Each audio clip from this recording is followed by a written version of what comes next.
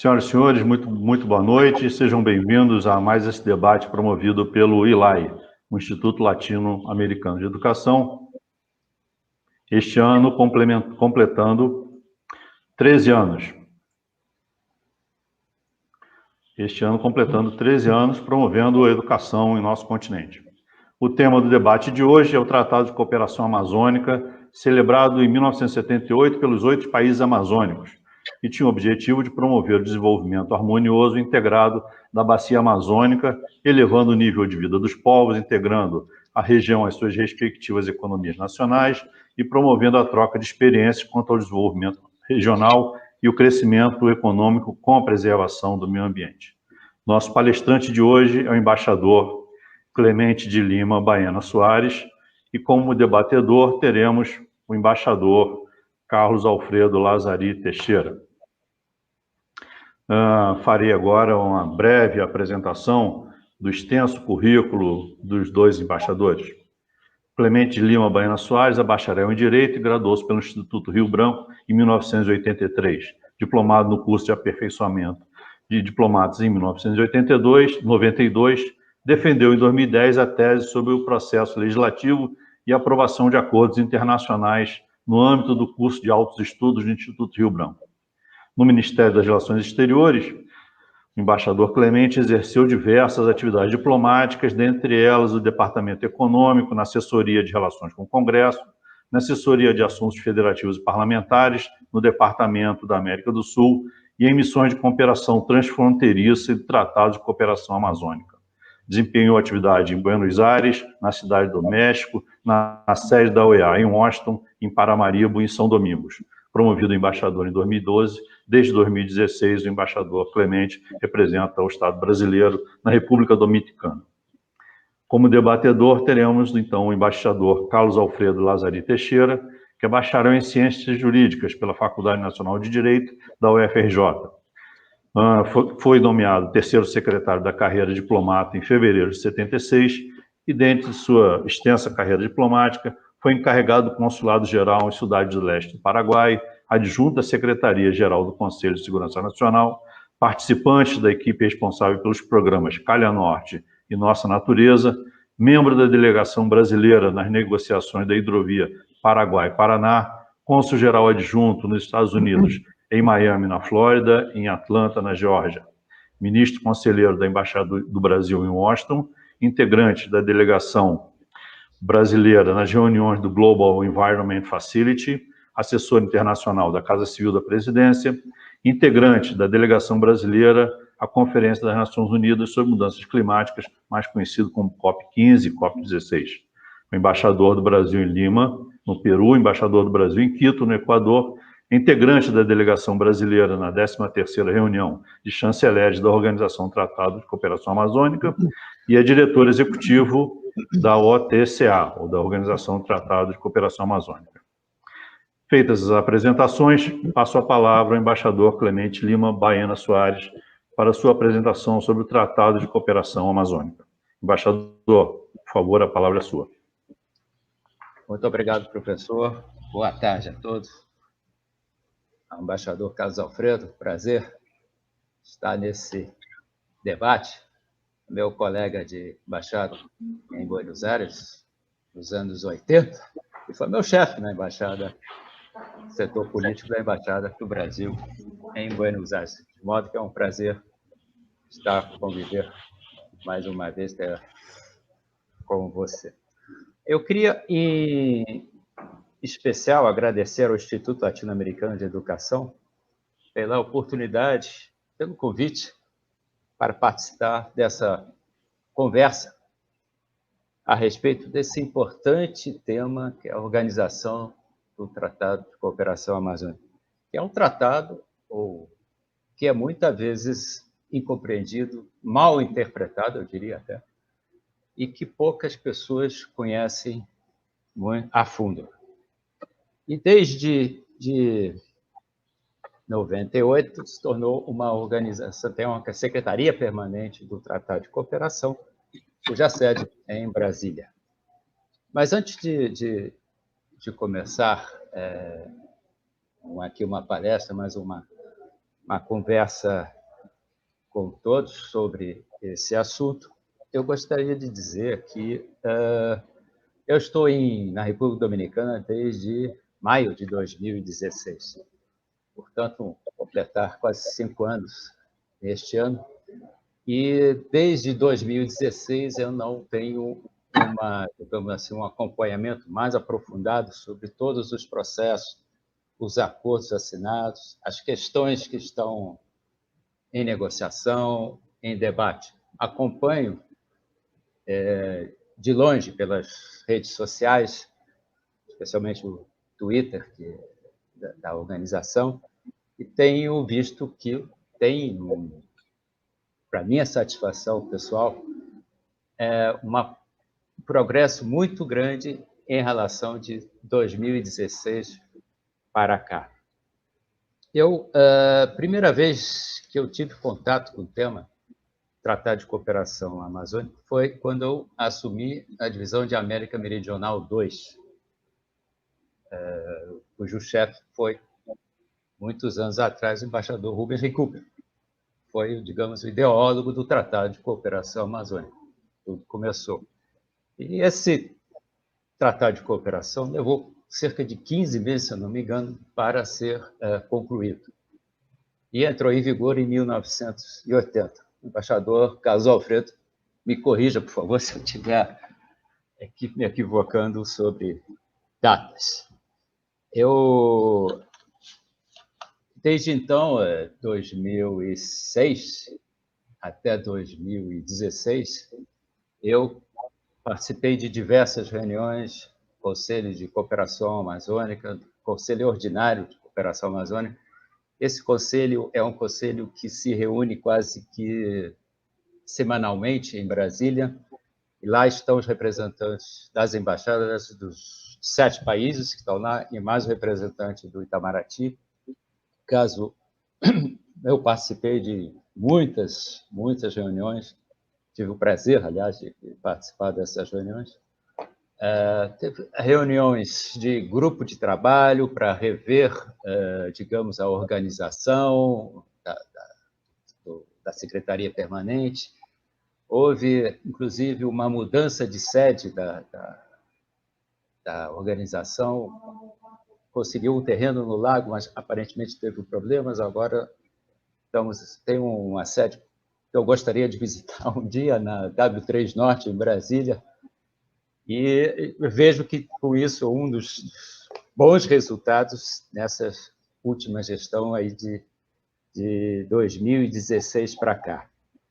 É importante frisar que eu vou falar aqui mais uma visão pessoal, o que eu acho, quais são as minhas ideias, e muitas dessas ideias podem ser que já tenham sido implementadas ou, digamos, estão ali um pouco stand-by, esperando algum estímulo de algum país ou do grupo de países para que seja implementado. O tratado, que foi, na verdade, foi como eu disse, uma iniciativa brasileira e que contou com a colaboração dos demais países. Em 98, é criada uma emenda ao tratado, é criada a Organização do Tratado de Cooperação Amazônica, que é importante frisar que é a única organização internacional com sede no Brasil. A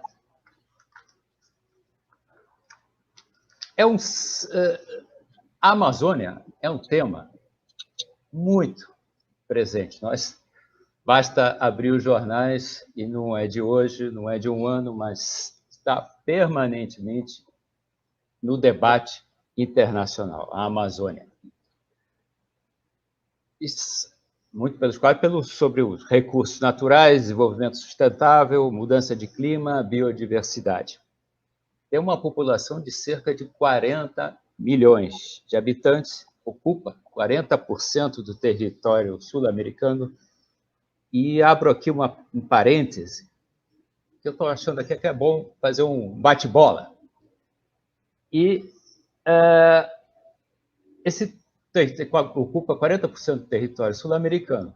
Daí a importância, e isso era uma das ideias há alguns anos atrás, é ter a participação de todos os países sul-americanos. De alguma forma, Argentina, Uruguai, Paraguai, ter algum tipo de presença na organização de Tratado de Cooperação Amazônica.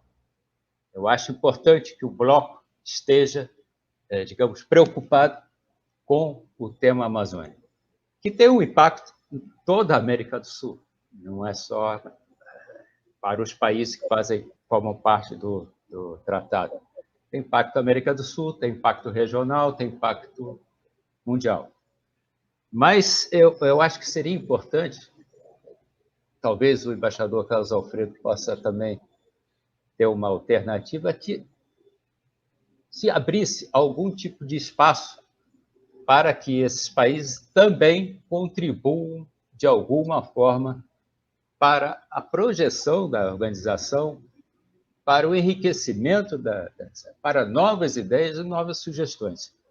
Então, não sei se poderia ser de uma forma como observador permanente, convidados, não sei, mas eu sempre considero que seria muito importante a participação de todos os países sul-americanos.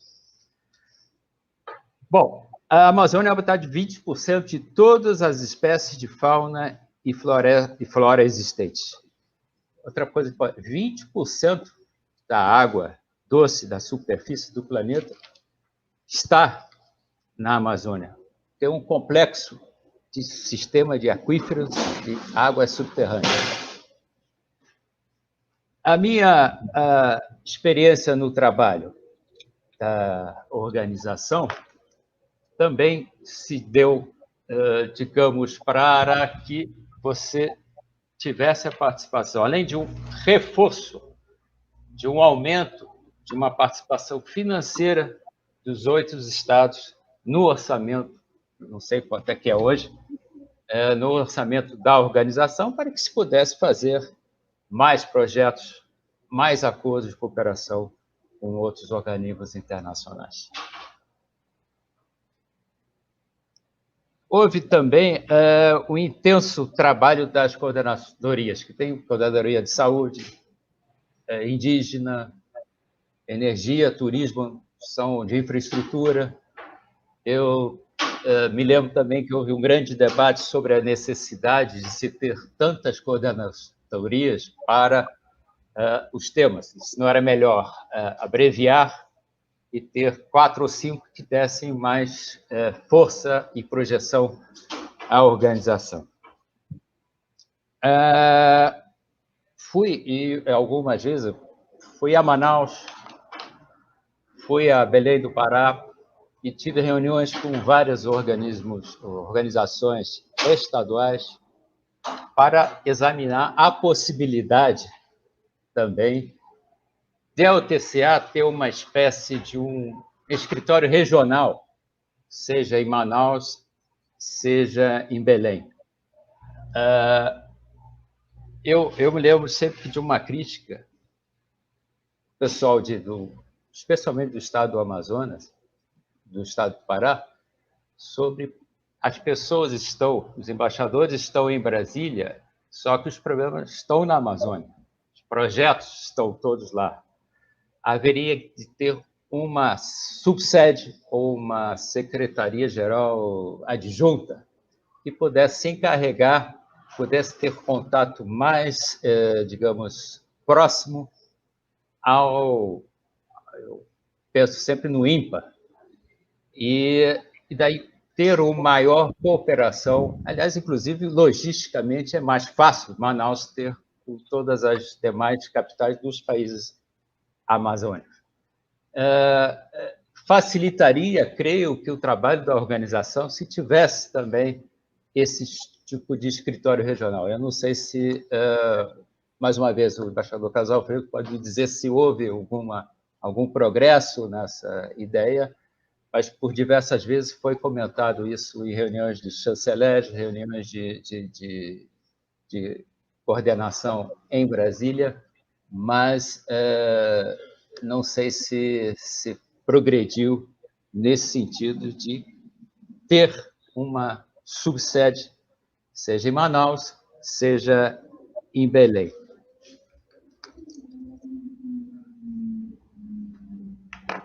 Agora, outro tema importante primeiro que eu acho que tem que haver o interesse, a participação, a presença de todos os países amazônicos. É uma organização, é um tratado dos 8 países. Há iniciativas do Brasil, iniciativas da Colômbia, iniciativas da Bolívia, mas isso passa por uma coordenação entre os 8 países. E tem uma que eu me lembro, sobre o Observatório Amazônico, e com recursos, se eu não me engano, do Fundo Amazônia, naquela época, foi há 10 anos atrás, foi possível estabelecer nos 8 países uma espécie de central de monitoramento da cobertura amazônica para que se tivesse online informações que se tivesse digamos, algum problema na Amazônia boliviana, imediatamente se comunicaria aos outros 7 países. Isso foi montado, esse observatório em cada país, e me parece que estava ou está funcionando a contento. Bom, meia hora eu acho que para mim é demais, mas eu tenho algumas outras, digamos, outras colocações aqui. A Amazônia, como todo mundo acompanha, sempre um grande tema de importância. Acho que, por justamente ter essa presença na imprensa, Brasil, dos demais países amazônicos, a imprensa internacional, é sempre um tema de curiosidade, digamos assim, de uma população mundial, de outros países, da sociedade civil de outros países também, que acompanham com muita atenção o que ocorre na Amazônia.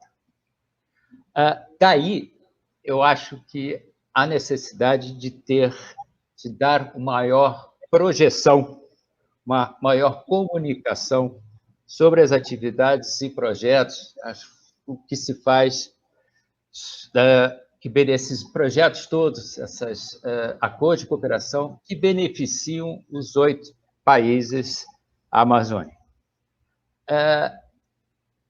Eu digo, naquela época, eu sentia que não havia uma consciência regional desse esforço que é feito pela Secretaria Permanente da Organização do Tratado de Cooperação Amazônica. Acho que repercutir o que é feito pela Secretaria Permanente, e vejo mais uma vez, pelas redes sociais da UTCA, que divulgam e que chega a outros países, a outras pessoas, o importante é dizer, está se fazendo algo pela Amazônia do ponto de vista da Organização Tratado de Cooperação Amazônica. É importante, é um importantíssimo instrumento regional que beneficia as populações amazônicas.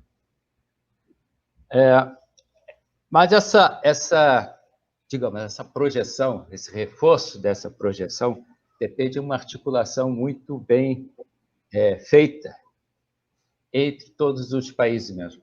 Por algum motivo ou outro, talvez por mudança de política ou por mudança de governo em um ou outro país, essa articulação nem sempre é muito fácil. Eu me lembro de ter feito algumas viagens à Venezuela para justamente tratar do Tratado de Navegação Fluvial em rios amazônicos. Nós tínhamos o acordo dos 7 países, salvo a Venezuela. que, por um motivo ou outro, alegava que não poderia assinar o acordo, que eu acho da maior importância, que daria uma projeção excelente para a organização. Mas, por uma mudança de governo na Venezuela, não foi possível, digamos, ter o consenso dos 8 países para a assinatura desse acordo. Eu não sei, mais uma vez, recorro ao embaixador Carlos Alfredo, não sei se houve alguma evolução com relação a esse tema, mas a pendência era justamente a Venezuela, que não concordava com alguns artigos do acordo negociado durante alguns 3, 4 anos pelos demais países. Mas outra sugestão é um pouco estimular, e acho que esse debate, esse espaço vai ajudar, é um movimento espontâneo de colaboração, seja universidades, mundo acadêmico, ONGs, governos, para o que vai dar um maior vigor ao proposto no Tratado de Cooperação. Investir em políticas amazônicas de ciência e tecnologia, inovação. Nós sabemos que o mundo inteiro estuda a Amazônia. Há mais estudos fora da Amazônia do que feito pelos países amazônicos. Acho que nós precisamos estudar melhor e mais a Amazônia, conhecer melhor o clima da região, conhecer melhor os remédios, as plantas, conhecimentos tradicionais. Quer dizer, é necessário ter um maior domínio do que dispõe a Amazônia. Sei que tem a Universidade da Amazônia, que também poderia fazer esse papel.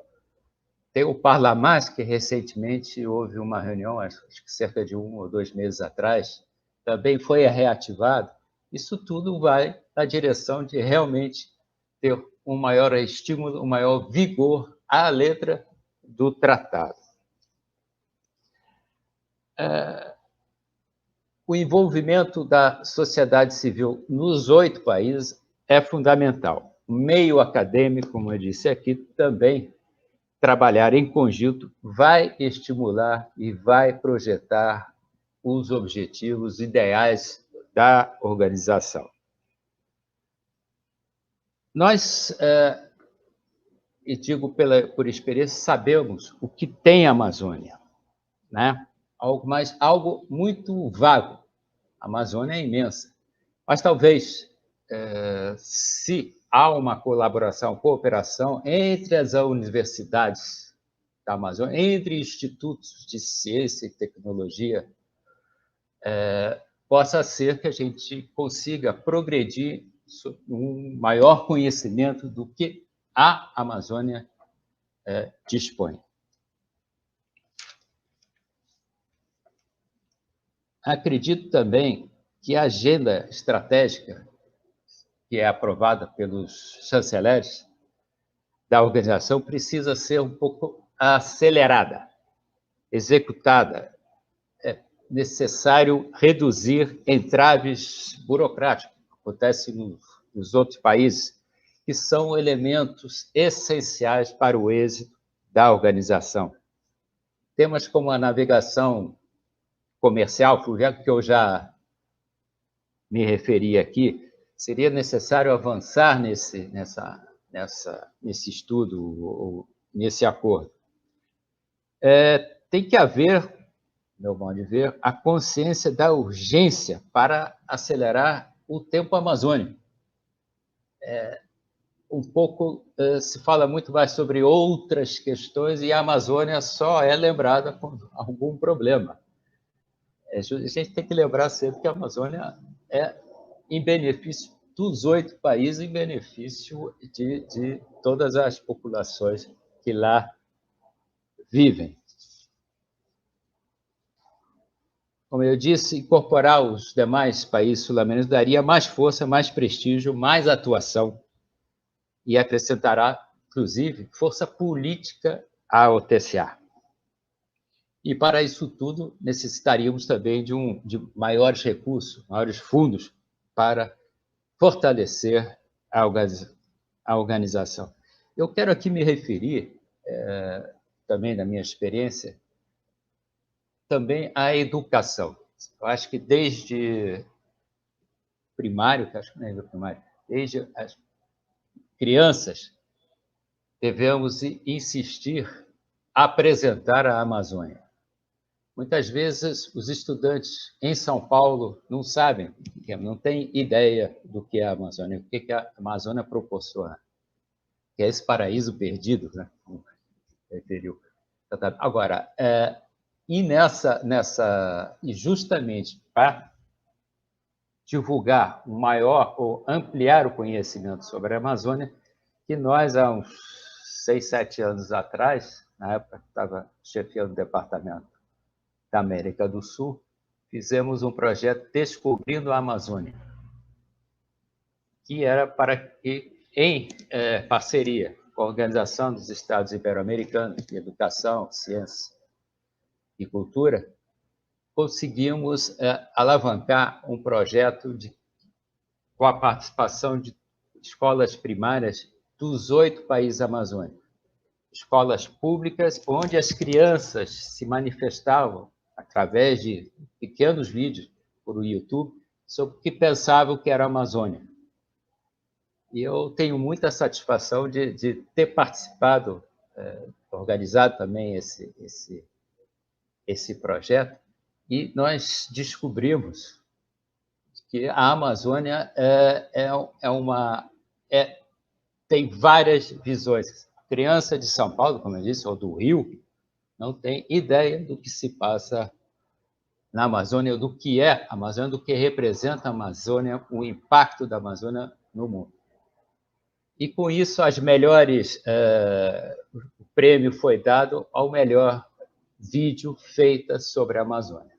Então, é um projeto que deixo aqui para o embaixador Carlos Alfredo, talvez uma segunda reativar, eu acho que é muito importante, e acho que através da educação, por intermédio da educação, nós podemos ampliar e muito o nosso conhecimento, o conhecimento de todas as crianças dos 8 países amazônicos. Enfim, trata aqui de defender a vida e promover a dignidade, acho muito importante, das populações amazônicas. E um pouco ouvir também a população de 40 milhões de habitantes que a Amazônia tem. É fazer com que eles, de alguma maneira, participem também dos debates sobre essa região importante para todos nós. Eu acho que me alonguei demais aqui. Então, professor, eu acho que eu vou parar por aqui e eu espero o bate-bola. Agradeço a paciência de todos.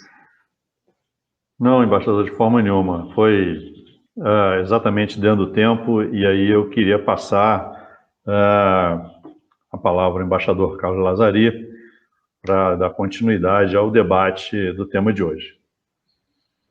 Muito obrigado, professor.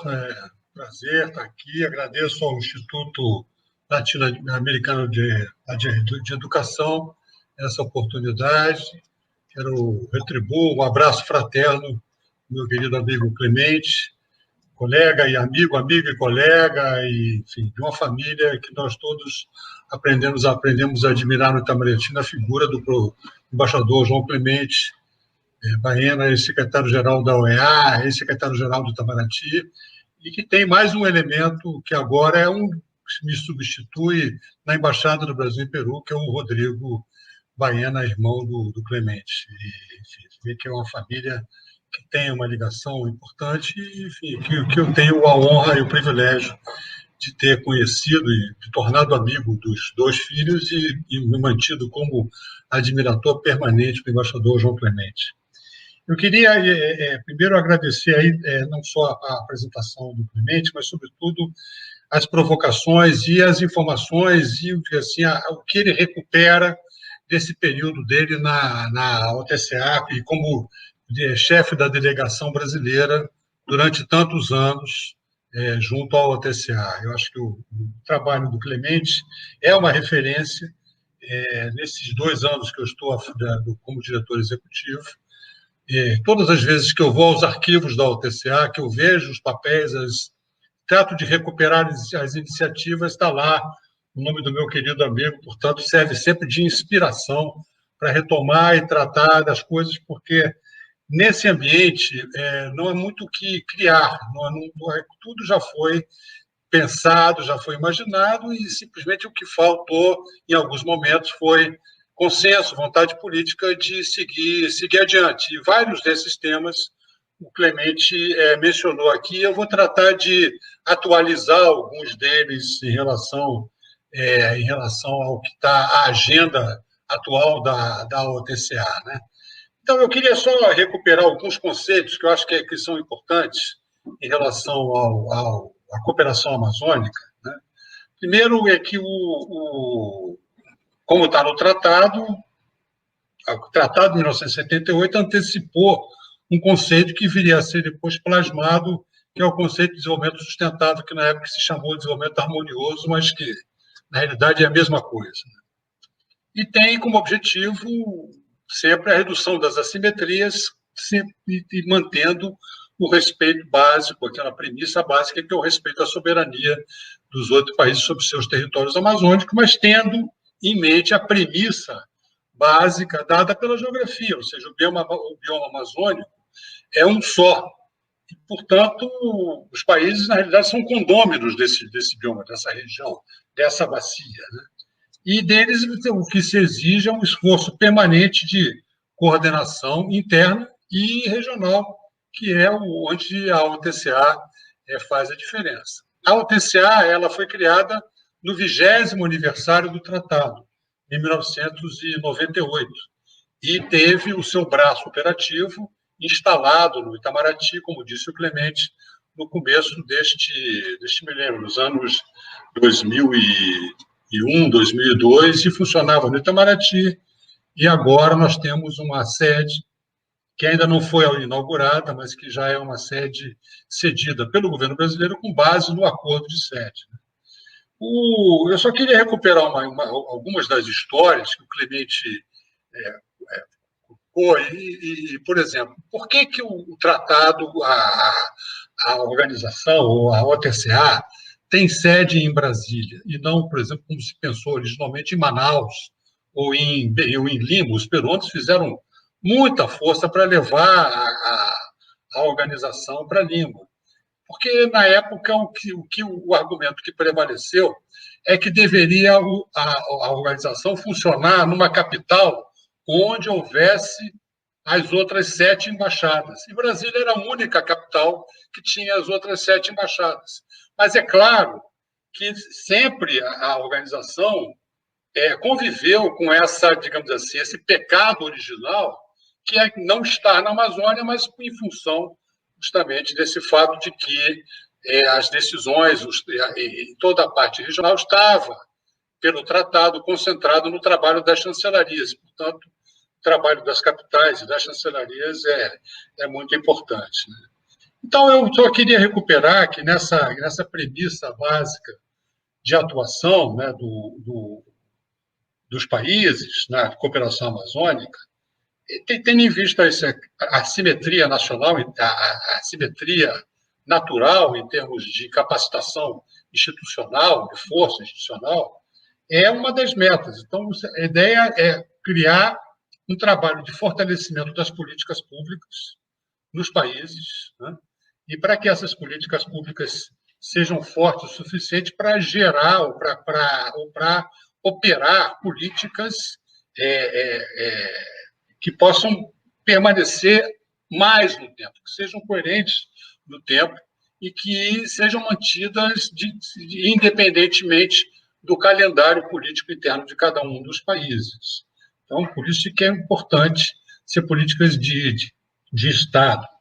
E, naturalmente, essas políticas têm que ser harmonizadas, porque a premissa é que a realidade geográfica é uma só. Portanto, As políticas públicas ela tem que ter alguma homogeneização, tem que ter uma convergência para que você possa efetivamente ter uma agenda com menos assimetria e que seja uma agenda positiva, que é o trabalho da UTCA.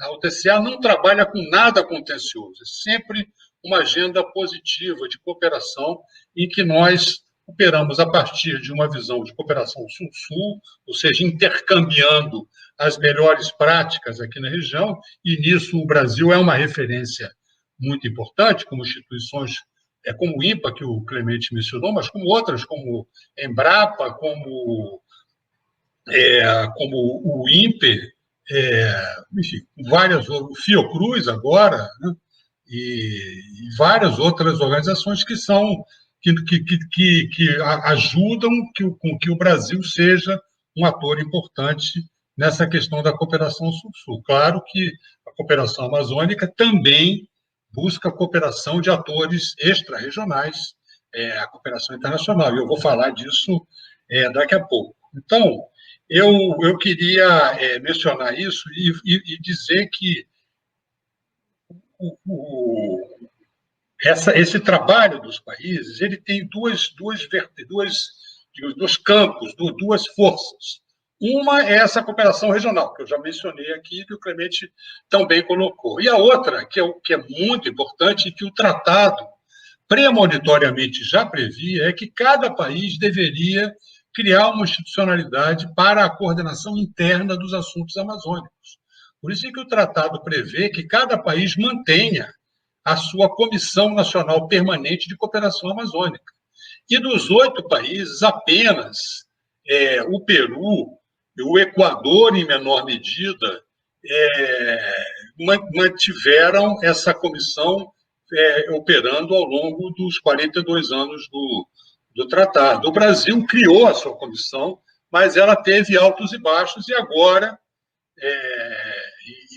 com a reativação do Conselho Nacional da Amazônia Legal, que passou da coordenação do Ministério do Meio Ambiente para a vice-presidência da República, efetivamente o governo brasileiro decidiu criar, e aconteceu isso agora em agosto, no âmbito do Conselho, a Comissão Nacional Permanente, OTCA, que vamos dizer assim, uma obrigação do tratado e que envolve um conjunto de ministérios que tem a ver com todos os pilares da cooperação amazônica. Então, é Ministério da Saúde, Ministério da Infraestrutura, Ministério da Justiça, o Itamaraty, naturalmente, e outros, Ministério do Desenvolvimento Regional, e outros. Né? Então, isso aí é muito importante, porque mostrou, e está tendo um efeito demonstrativo importante no contexto amazônico, porque o Brasil é sempre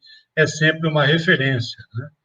Então, qual é o objetivo dessa comissão? É justamente fazer com que a participação do Brasil no contexto regional amazônico seja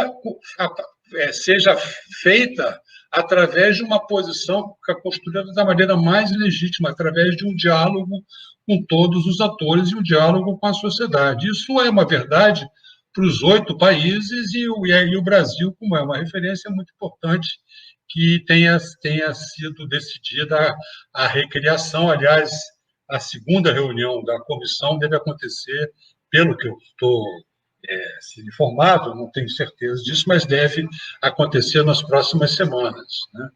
Então, isso eu creio que é muito importante. O Clemente mencionou a Agenda Estratégica de Cooperação Amazônica, é sempre um trabalho importante. A AECA, como se diz, a Agenda Estratégica de Cooperação Amazônica, é uma espécie de mission statement, né?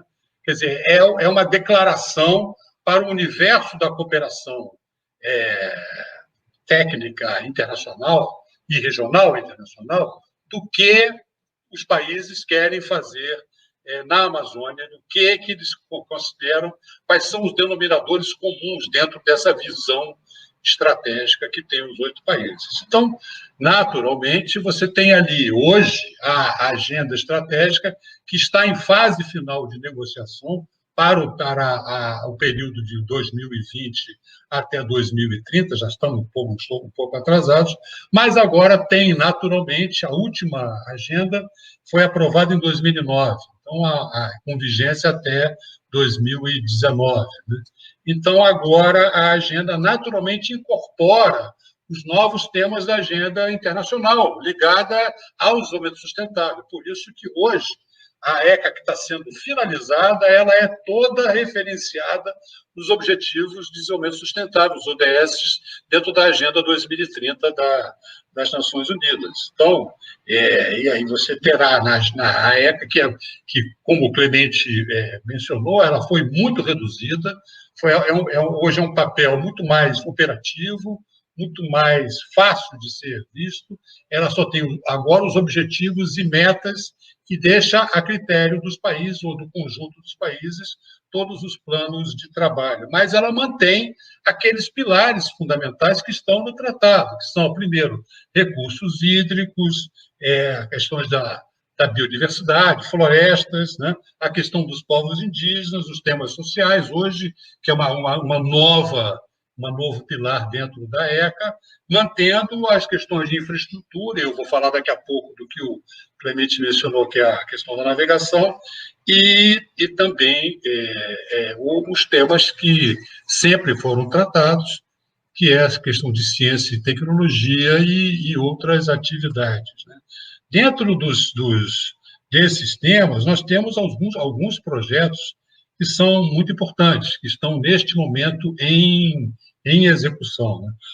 Um deles, que tem a ver com biodiversidade, é um projeto com a cooperação alemã, o valor de 10 milhões de euros, que está sendo feito, que se chama o Projeto Bioamazônia, um projeto regional para a gestão, monitoramento e controle das espécies da fauna e da flora silvestres ameaçadas pelo comércio. Esse projeto ele opera para construir um sistema nacional e regional de informação e gestão do conhecimento, o fortalecimento e harmonização regional dos mecanismos, sistemas, processos nacionais de emissão das licenças eletrônicas para o comércio, portanto, tem uma ligação do que se chama das ventanilhas de comércio exterior, ou, no caso do Brasil, o Siscomex, né?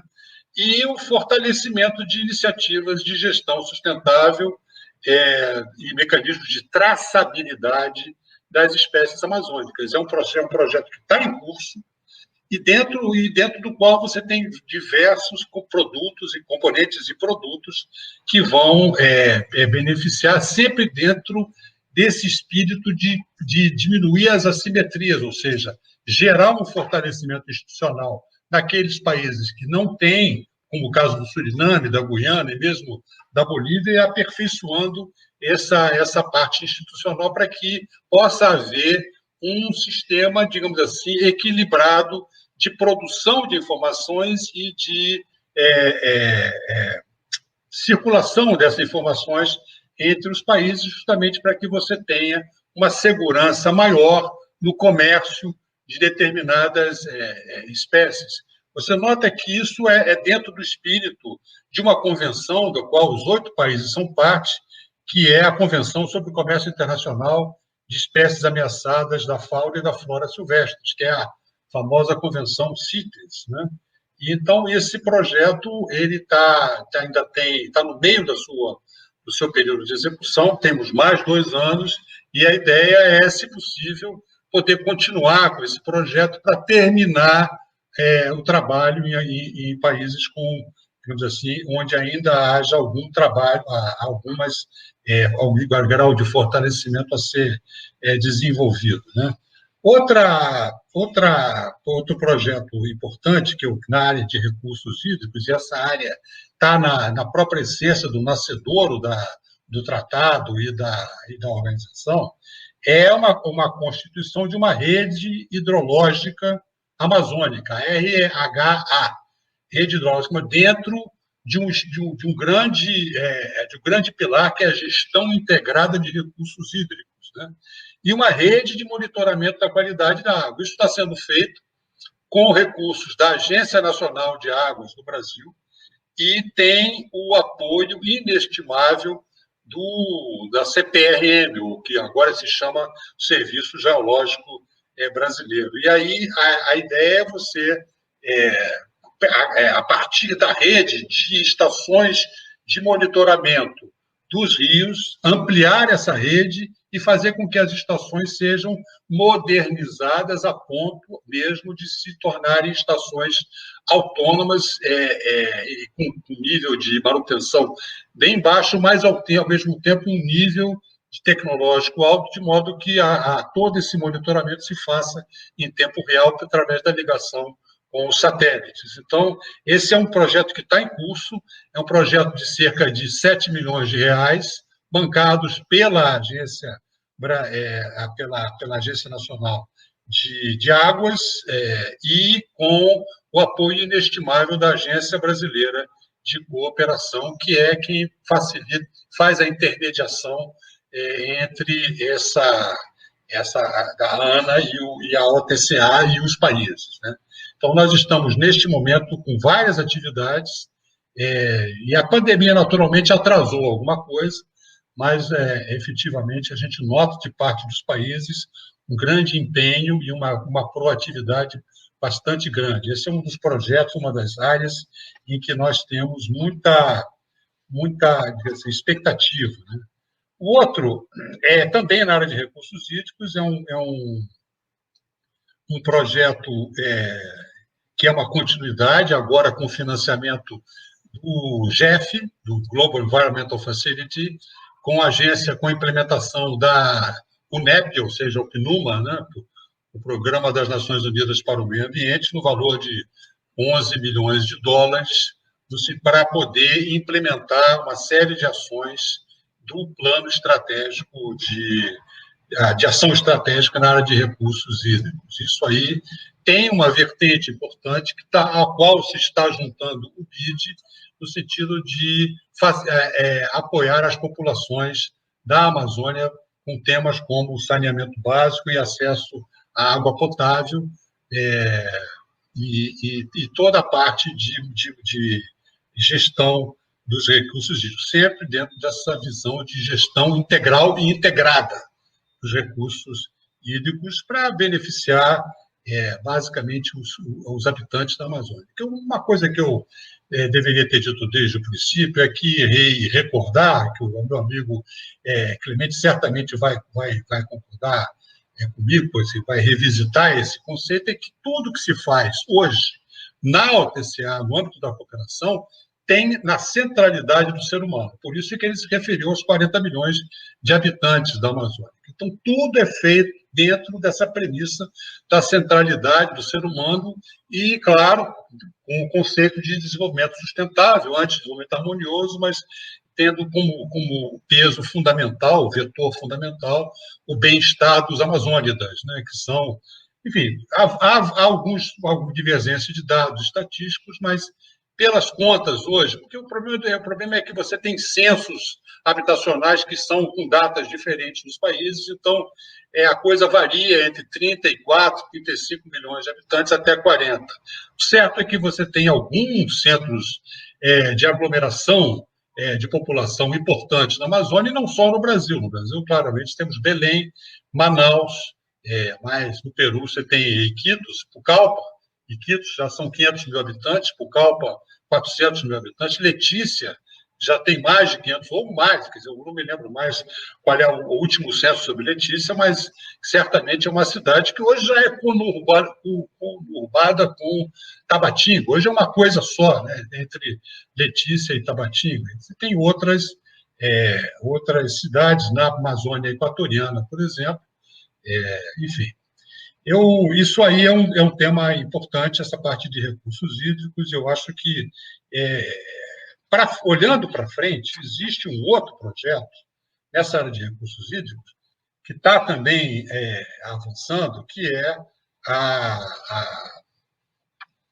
é depois do programa de ações estratégicas, que é essa rede hidrológica vai se juntar todo um componente de qualidade da água. Então, você vai operar com base na qualidade da água para poder ver como é que a água está sendo saudável ou não, qual é o problema, porque a água é fundamental justamente para as populações amazônicas. Então, esse é um tema muito importante.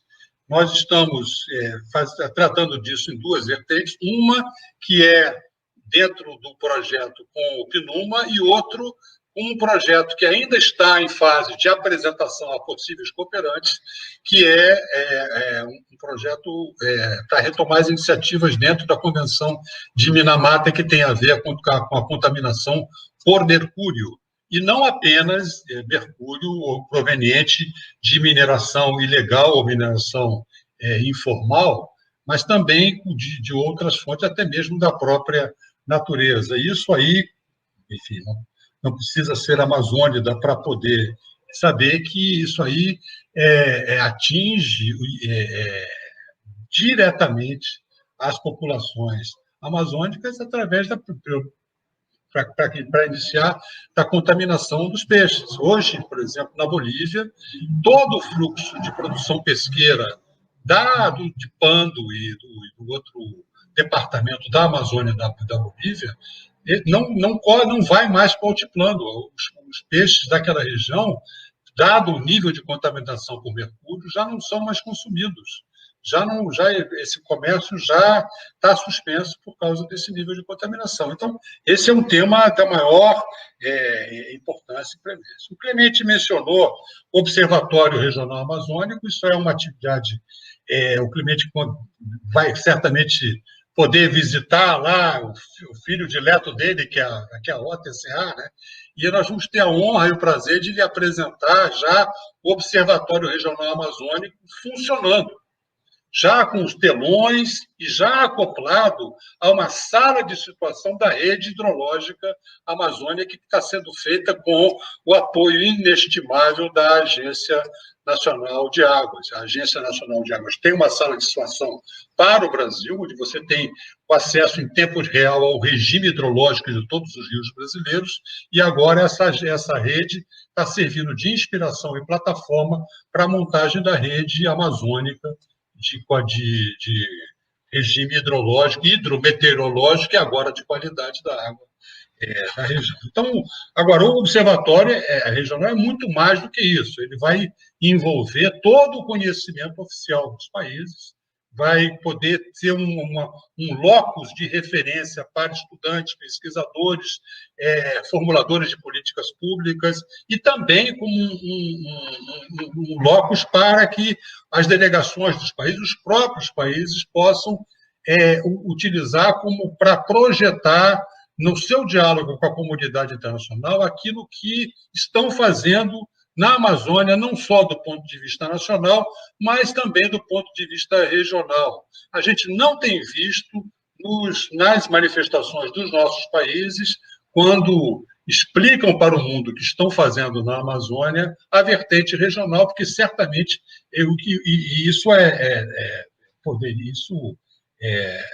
meu ver, deveria ser incorporado, porque agrega valor positivamente a esse trabalho que os países fazem na região. Um outro projeto que está no seu nascedouro, que está sendo apresentado a alguns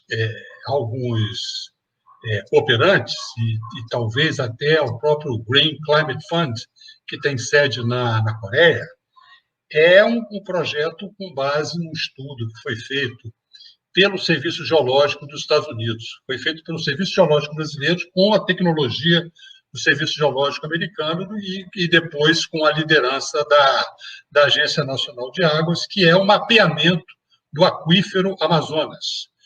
É uma coisa que pouca gente conhece, alguns já ouviram falar, mas quem conhece o assunto, como são os nossos amigos da ANA e da CPRM, do Serviço Geológico Brasileiro, tem uma noção clara de que existe uma quantidade, eu diria, incomensurável de água doce por debaixo da Amazônia.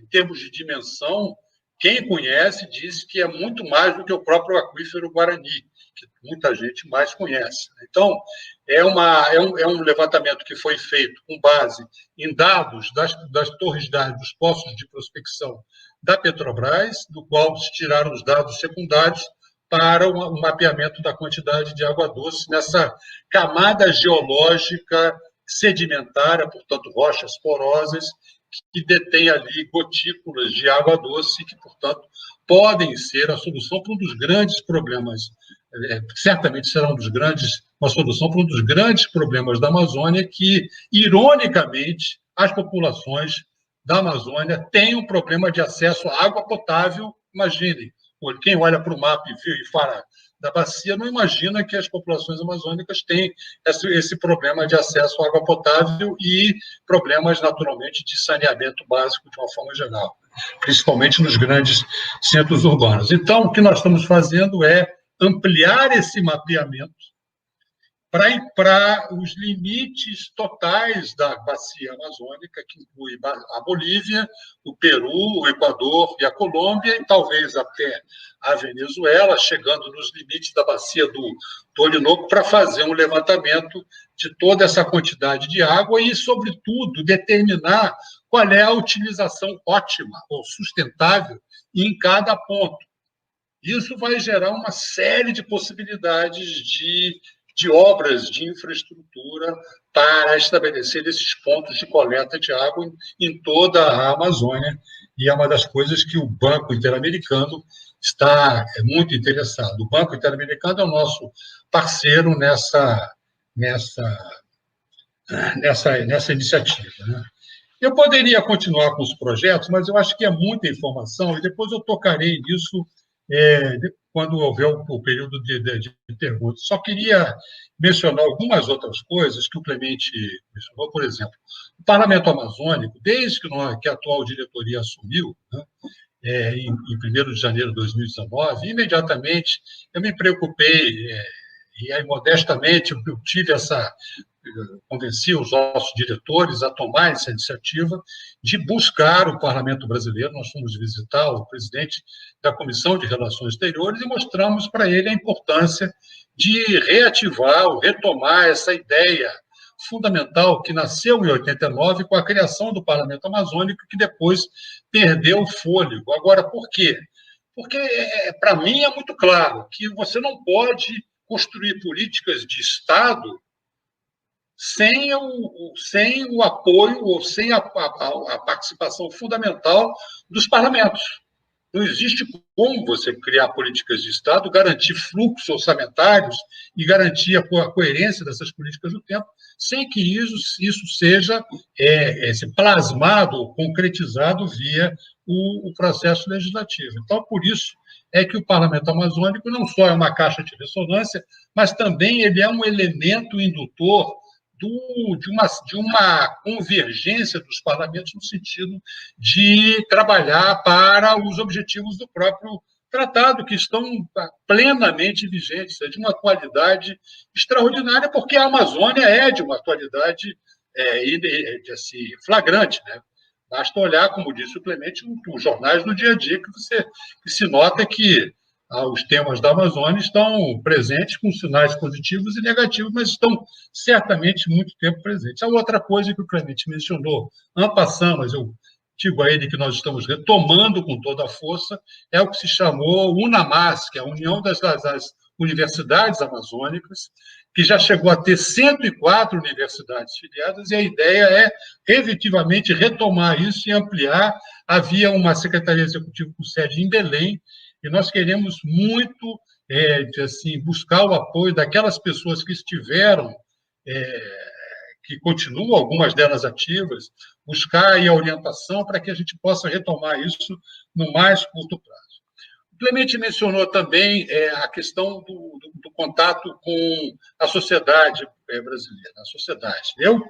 Eu, como funcionário internacional, eu não posso me referir muito especificamente a um país, mas, enfim, eu vou aqui dizer um pouco o que é o óbvio, que assim, está na mente de todos.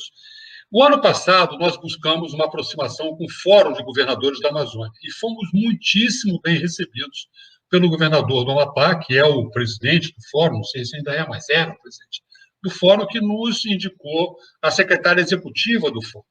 Então, eu mesmo fui convidado à última reunião do Fórum e lá pude fazer uma apresentação ao lado de vários outros stakeholders ou participantes ou entidades que apoiam o Fórum de Governadores, e lá coloquei algumas ideias. Uma delas é realmente criar um canal de diálogo direto entre os entes subnacionais dos 8 países.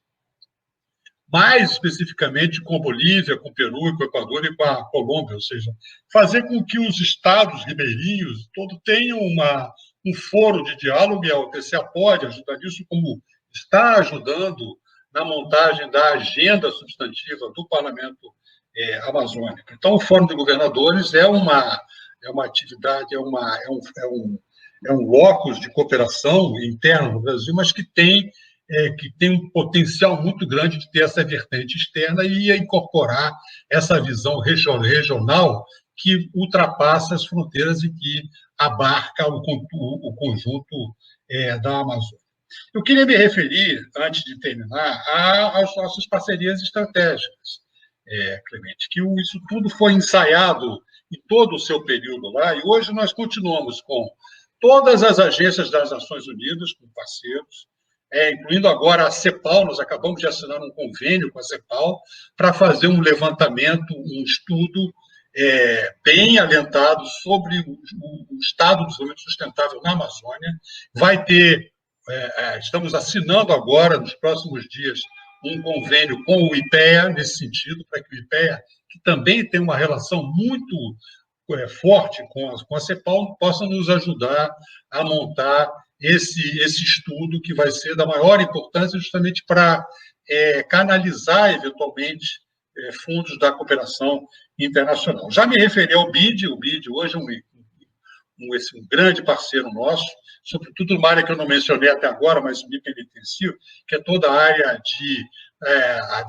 das populações indígenas, que é uma das áreas de maior e melhor atuação da UTCA, e agora com a OPAS, que é a Organização Pan-Americana de Saúde. Nós estamos com várias iniciativas que depois, quem quiser, pode entrar no site da UTCA, que é www.otca.org, e vai ver lá alguns projetos. Nós temos agora um projeto já em andamento com o BID nessa área de saúde, sobretudo saúde das fronteiras e saúde indígena. Bom, a cooperação bilateral, a cooperação alemã é fundamental. Já me referi ao projeto no âmbito do CITES, que é um projeto com o Banco Alemão de Desenvolvimento chamado KfW. Um outro projeto que nós estamos iniciando agora é com a GIZ, que é um projeto na área de biodiversidade, fazendo um levantamento rápido da Amazônia, com base em outros levantamentos que utilizaram a plataforma IPBS. Então, isso é uma coisa que nós estamos avançando. Já me referi à agência ANA, ABC, ao INPE, e quero recordar uma coisa que o Clemente mencionou, que foi aquele sistema de monitoramento da cobertura vegetal, que foi no primeiro projeto regional, que foi aprovado graças ao esforço do período do Clemente, lá de todos os países, da própria secretaria. Foi o primeiro projeto regional apoiado pelo Fundo Amazônia, que tinha o apoio técnico do BNDES. Esse projeto foi tão bem sucedido que o próprio BNDES nos incentivou, em 2018, 2019, a apresentar uma segunda fase, uma continuação desse projeto que nós fizemos.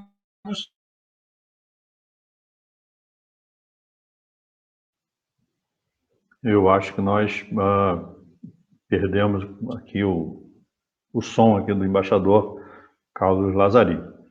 Melhorou? Voltou? Caiu agora, aqui, acho que teve uma... Sim, agora voltou. Embaixador, né? Nós estamos então, com uma hora... Para poder, então, essa questão...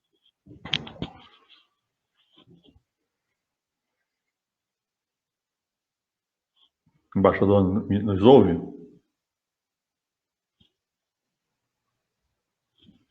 Não. congelou a imagem dele aqui. Embaixador Clemente. Agora. Sim, agora estou. Está ouvindo? Eu já estou pronto para terminar. Então, por favor, embaixador.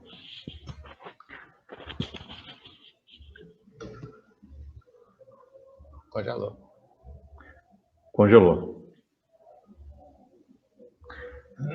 Eu ia passar para o senhor, embaixador Clemente, para o senhor fazer dizendo para o senhor fazer a tréplica, mas um debate tão harmonioso, tão complementar, eu acho que a expressão é inadequada. Mas, assim, eu acho que seria muito interessante se o senhor pudesse complementar aí essa riquíssima exposição do embaixador Carlos Lazari, assim que ele retornar. Nós estamos com 1h05, nós aproximando aí do tempo nós estamos com 1h05, aí no tempo aproximando o tempo de conclusão aqui previsto para a nossa live. E o embaixador Carlos Lazari, se o senhor puder concluir, né, para nós encaminharmos aqui o final da nossa live. Por favor. Eu só queria mencionar uma coisa que o Clemente tocou, que é a questão da participação dos demais países sul-americanos, né? Isso aí é importante, nós já temos um convênio com o Comitê Coordenador Intergovernamental da Bacia do Prata, temos já uma atividade com eles, estamos tratando de fazer uma aproximação com o FONPLATA, então há aí um trabalho de aproximação com todo o continente. Nesse momento, nós estamos levando adiante um projeto que se chama Fronteiras Saudáveis, ou Fronteiras Saludáveis, né, com o Instituto Social do Mercosul, com a CAN, a Comunidade Andina, e com a OPAS. Então, isso mostra que nós estamos operando já no âmbito sul-americano. Outra coisa que nós estamos operando é a construção de um protocolo de manejo integral do fogo, que tem uma vertente mais emergencial de combate conjunto a incêndios, mas também tem todo um aspecto holístico de tratamento desse assunto. Eu fico por aqui, desculpe se me alonguei, mas é que, como eu mencionei, a temática, os temas são muito, muito grandes, e o Clemente fez várias boas provocações que eu não podia deixar de aproveitar a deixa. Então, de qualquer maneira, muito obrigado pelo tempo e desculpe mais uma vez aí. De forma nenhuma, embaixador. Eu acho que nós tivemos aqui hoje uma apresentação não só da grandiosidade dos temas, mas da complexidade dos temas amazônicos, né? Eu tinha várias perguntas aqui que eu gostaria de fazer. Infelizmente, nosso tempo está esgotando. E nós temos aqui vários elogios aqui no chat aos palestrantes e ao tema escolhido, mas, infelizmente, estamos próximos de encerrar, então eu queria passar para as considerações finais dos senhores, inicialmente ao embaixador Clemente Baena e depois ao senhor para suas considerações finais. Por favor. Obrigado, professor. Obrigado, amigo Cafredo, pelas referências todas ao trabalho que eu gosto do assunto, me dediquei mais de 8 anos aos temas do Tratado de Cooperação Amazônica, mas que eu tenho um carinho muito especial por essa organização. Eu fiquei na dúvida sobre o acordo de navegação comercial em rios amazônicos. Se esse acordo vai ser retomado, não foi retomado, banho-maria, qual é o estado do acordo? Esse que eu queria perguntar ao embaixador, não sei se vai dar tempo, mas é só para saber como é que se encontra, porque eu acho que esse é um acordo importantíssimo para a organização. Aliás, está no próprio tratado que fala sobre navegação em rios amazônicos e daria uma projeção enorme à organização caso tenha o consenso e a assinatura de todos os 8 países amazônica. Só uma... Depois, se eu pudesse retomar no final, mas eu deixo aqui essa pergunta para o embaixador Carlos Alfredo. Eu vou, se me permite, professor, eu vou responder muito rapidamente. Na realidade, foi uma falha minha, porque esse é um tema que eu queria dar uma notícia em primeira mão aqui, que quarta-feira, dia 20, nós temos a retomada, a reunião do grupo de trabalho que vai continuar, retomar a negociação, que está deixada, enfim, paralisada por questões que o Clemente mencionou, sobretudo a atitude do governo, então, da Venezuela. O grupo de trabalho será retomado sob coordenação deste que vos fala. Então, os países decidiram trazer a coordenação para a secretaria, e este seu criado aqui é que vai dar início na quarta-feira da semana que vem a retomada em cima do texto que foi negociado até 2015 e que foi inspirado num documento base montado pela Marinha do Brasil e pela Agência Nacional de Transportes Aquaviários, a ANTAC. Então, esse texto recebeu uma série de contribuições dos demais países, e em cima desse texto e do glossário é que nós vamos retomar o regulamento. Isso aponta na direção que, na sua época e antes, já havia um consenso, um denominador comum, que é o primeiro passo para a construção da hidrovia e depois para a autoridade da bacia, né? Utilizando os melhores exemplos da União Europeia, da bacia do São Lourenço e de algumas atividades na própria Ásia. Então, a ideia é construir um trabalho na mesma linha que foi feito na Bacia do Prata, com o Comitê Governamental Coordenador e depois a criação da hidrovia Paraguai-Paraná. Então, essa é uma boa notícia, que bom que você lembrou isso, que era um dado fundamental, que eu não poderia deixar de comentar. Desculpa. Então, as considerações finais dos senhores, por favor.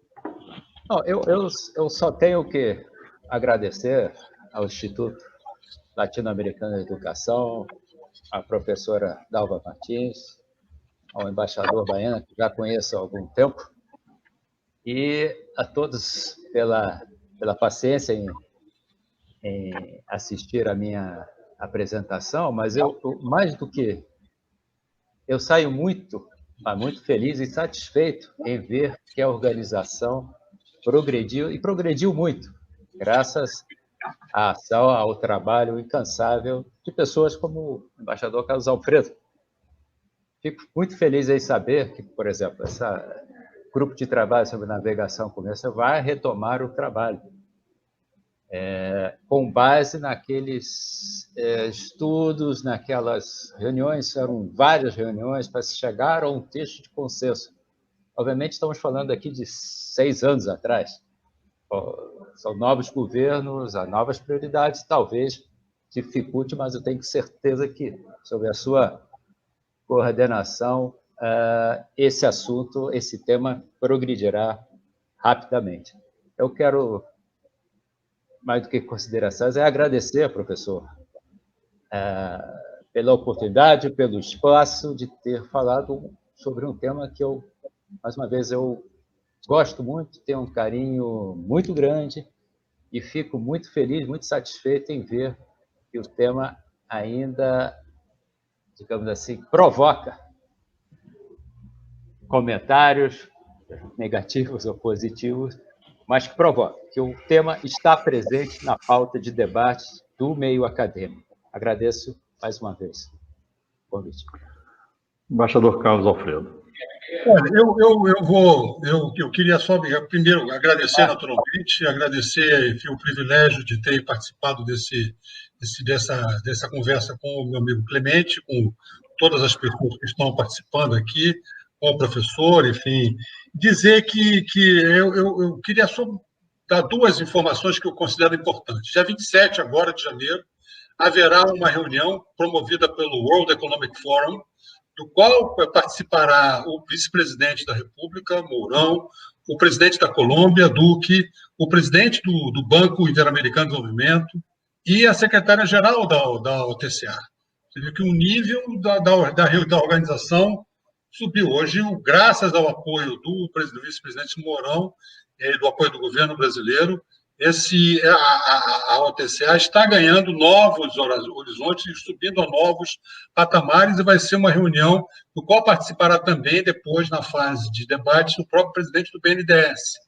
Portanto, eu creio que é uma oportunidade única. A segunda coisa, eu queria, de público, reconhecer o movimento feito pela chancelaria brasileira de reativar o escritório de representação do governo brasileiro, do Itamaraty, em Manaus, colocando lá uma diplomata, uma ministra de segunda classe, uma ministra conselheira, Maria Deise Camilo Jorge, que está fazendo um excelente trabalho nessa linha de que o Clemente tinha mencionado. Eu acho que isso é um primeiro passo para que nós efetivamente tenhamos um braço de referência lá em Manaus. Eu vejo isso como uma coisa muito positiva. Acho que esse posto de observação e de atuação em Manaus é muito importante, e não é por outro motivo que o vice-presidente acabou de fazer uma missão à Amazônia, levando 12 embaixadores, dentre os quais a própria